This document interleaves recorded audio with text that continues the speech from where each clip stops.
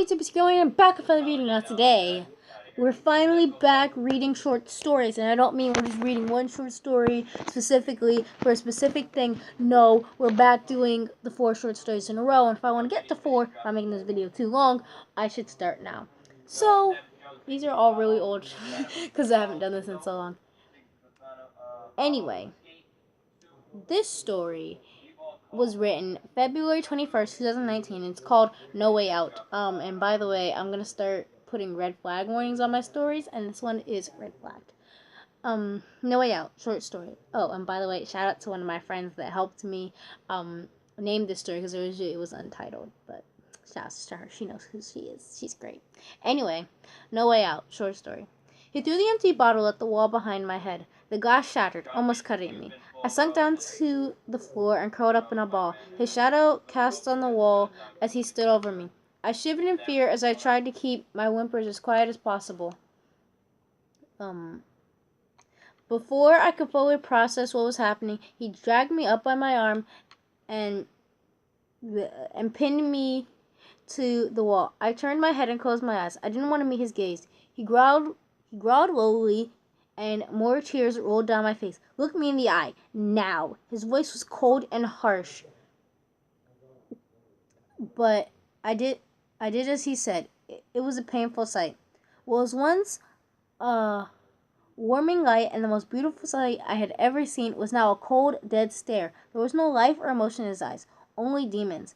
I couldn't stand to look any longer, and I shut my eyes tightly. He made sure I regretted it. He slapped me. Not a schoolyard playful slap.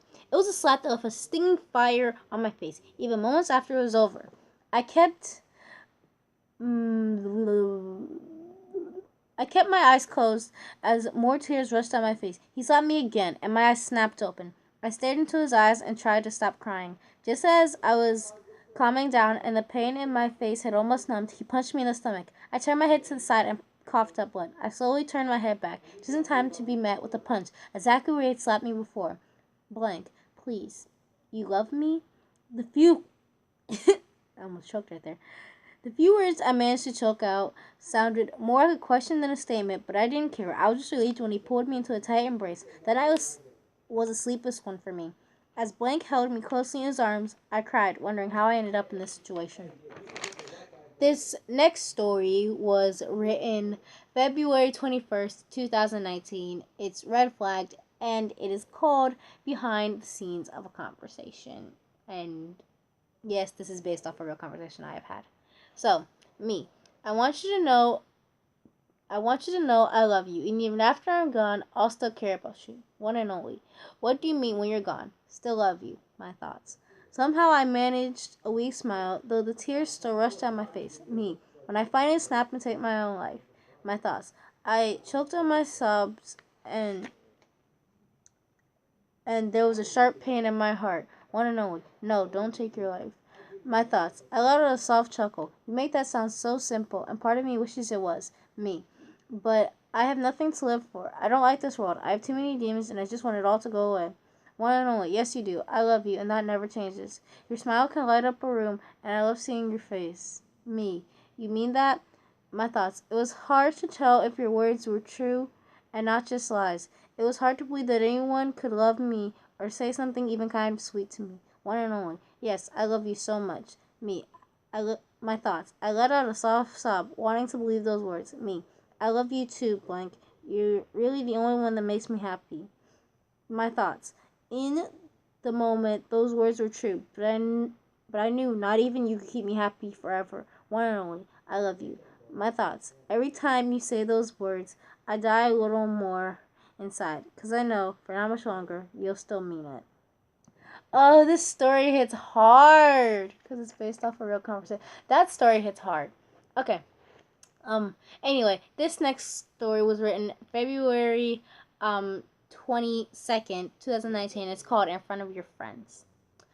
I can think back to a time where you loved me in front of your friends. As you guys would laugh and scream at each other, you would hold my hand and smile at me. Whenever I tried to sit alone and not talk to anyone, you would always sit and talk to me anyway. But that was quick to change. When you see me in the hallway, you pass by me without a word. When I'm talking to you and your friends, you ignore me or walk away. When I sit with you at lunch, I reach out to grab your hand and you push me away. But if you and me get away from it all, and it's just us, then you say you love me. Only then will you hug me tightly. Only then will I matter to you. But in front of your friends, I'm just this kid you pick on. In front of your friends, it's something different. You said you love me always, but in front of your friends, you prove to me you don't mean it. This next story is kind of like our last story. It was written February 24th, 2019. You can clearly see around this time frame I was having a problem with someone not caring about me in front of their friends, since I wrote two stories that are almost exactly the same about this topic. But anyway, this story is called Love Me in Front of the World or Not at All. I stare off into space, wondering how it got to this point. I didn't notice you and your friends had sat next to me until you put a hand on my shoulder. You good? I snapped back into reality at the sound of your voice. Yeah, I'm good. You took your hand off my shoulder as you and your friends began talking and playing. I wasn't really listening to what you guys were saying. That was until one of you mentions my name. I looked over at you and couldn't believe the words you said next. No disrespect, but she's really fucking annoying. One of your friends made a comment. No, nigga, I don't like her. That's what broke me. I stood up from my seat and left the room. I sat outside the classroom door and buried my face in my knees. A few moments later, you came out of the room and sat next to me on the floor. You put your arm around me, but I pushed you away. What's wrong?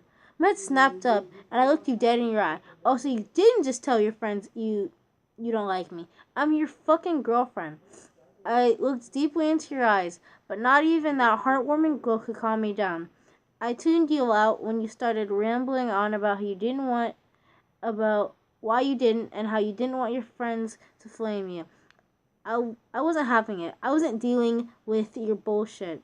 But later that night, you blew me up with text after text saying how much you love me. When you called, I said one thing before hanging up. You can either call me your girlfriend in front of your friends or not call me your girlfriend at all. When you stop being a pussy, hit me up. It's been 2 weeks since we last spoke. Though I still love you, I don't regret my choice. So, was that 4? 2. Yeah, that was 4 short stories. I know the last 2 were very similar, but you could clearly see I was in a mood, a space right there. So, we're definitely gonna get back into this, but I haven't been writing a lot of short stories recently, so I don't really have a lot. But I really want to do my last one, because the last one I have in here right now was written April 3rd and finished April 4th, and it's really, really good, and I really want to read that one on this channel, so I definitely am going to start doing short stories on this channel again, getting back into it, because some of these I really want to share, because some of them I think are really good, and I just really love. Anyway, rambling over here. No one wants to hear me talk anymore. No one wants to see my ugly face. I know, I'm sorry. So anyway, this has been Mona's Time. This has been me, Monet, your queen, your princess. I love you all. Bye!